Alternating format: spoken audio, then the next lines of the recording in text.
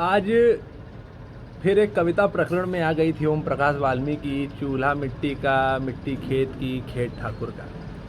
और बिहार के किसी नेताजी ने संसद में इसको बोला था और बोला कि हम सब के अंदर एक ठाकुर होता है।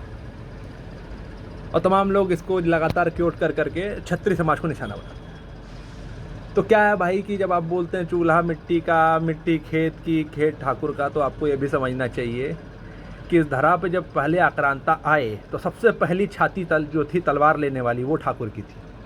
पहली उठने वाली तलवार ठाकुर की थी। इस देश को देश बनाने वाली जो सभ्यता थी वो ठाकुर की थी। और इस देश के लिए सबसे पहले आवाज़ उठाने वाली जो आवाज़ थी वो ठाकुर की थी।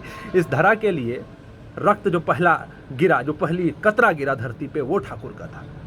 तो अगर आप बात करते हैं देश ठाकुर का, मिट्टी ठाकुर की, आपका क्या, तो रियलिटी तो यही थी कि ठाकुर आपका भी था, आपका भी था। जैसे ये देश ठाकुर का था, जैसे आप ठाकुर के थे, उसी तरह ठाकुर भी आपका ही था। तो ये प्रकार की जब चीज़ें लोग करते हैं तो बड़ा ही बुरा और बड़ा ही घटिया लगता है। और जब कहते हैं आपके अंदर भी ठाकुर है, वो नेताजी ने बोला, तो मैं यही बोलना चाहूँगा, अगर आपके अंदर ठाकुर होता झा जी, तो आपका समाज, आपके लोग पाखंड के सहायता नहीं कर रहे होते, पाखंड के सहारे अपना जीवन यापन नहीं कर रहे होते। आपने बिहार को क्या बना दिया, पूरा देश देख रहा है।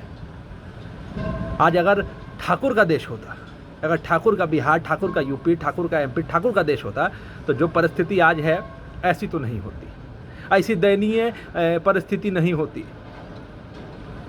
ठाकुर इंसाफ करना जानता है, ठाकुर का स्वभाव सत्य है, ठाकुर का स्वभाव निरंकुश है और ठाकुर का स्वभाव मर्यादा है। तो जब आप ठाकुर ठाकुर को करके इस तरह निशाना बनाते और बोलते हैं हमारे अंदर भी ठाकुर है, तो हो सकता है कि आपके अंदर 1-2% जो सत्य बोलने की हल्की सी कैपेसिटी हो या अच्छाई हो, वही ठाकुर हो सकता है आपके अंदर। वरना मुझे दूर दूर तक यहाँ पे लोगों के अंदर ठाकुर नहीं दिखाई देता। जय श्री राम।